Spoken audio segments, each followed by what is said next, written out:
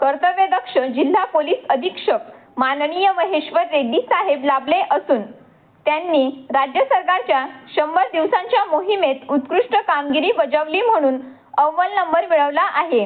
तसेच मागील 1 महिन्यांपूर्वी काही पोलीस कर्मचारी पाचोरा ते वरखेडी रस्त्यावर वाहन धारकांकडून पैसे घेतानाचा व्हिडिओ सोशल मीडियावर प्रकाशित झाला होता। त्या व्हिडिओची दखल घेऊन त्या कर्मचाऱ्यांना तडकाफडकी निलंबित केले होते। तसेच 4 दिवसांपूर्वी भडगाव तालुक्यातील एक पालक आपल्या मुलाला मारतानाचा व्हिडिओ सोशल मीडियावर आला होता। त्याची दखल घेऊन कारवाई करण्यात आली आहे।